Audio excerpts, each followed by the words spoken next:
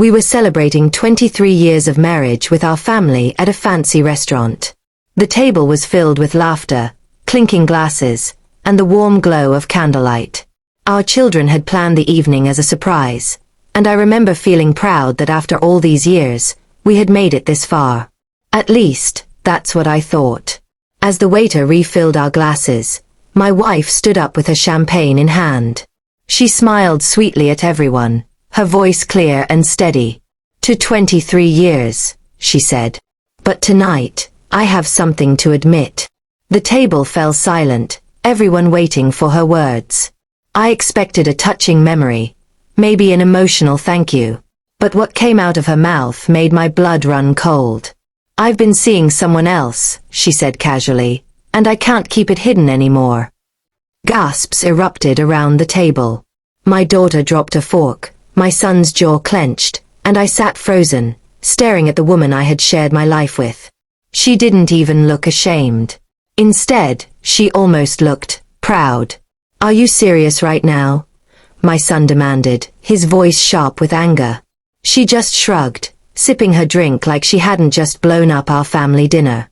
I took a long breath, feeling all eyes on me. My heart wanted to rage, to demand an explanation. But instead, I pushed my chair back and stood calmly. "Thank you for your honesty," I said, my voice even, though my hands were trembling inside. She looked at me, clearly expecting me to crumble. Maybe she thought I'd beg, maybe she thought I'd fight for her in front of everyone. Instead, I reached into my jacket pocket and pulled out a white envelope. "I've known," I said simply.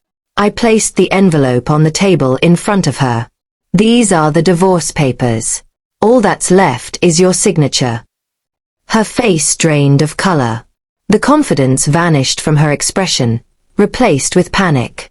You knew," she stammered. "Yes," I replied, meeting her eyes. "I've known for months. I was just waiting to see if you'd ever respect me enough to admit it. You chose to humiliate me in front of our children.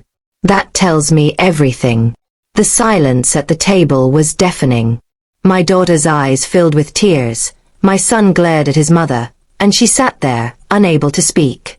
For once, she didn't have control of the moment. I turned to my kids. "This dinner is still a celebration," I said firmly. "But not of a marriage. It's the celebration of the start of a new chapter, for me, and for us as a family." The waiter arrived awkwardly with dessert, but I didn't sit back down. I kissed my daughter's forehead, shook my son's hand, and walked out of the restaurant with my head high.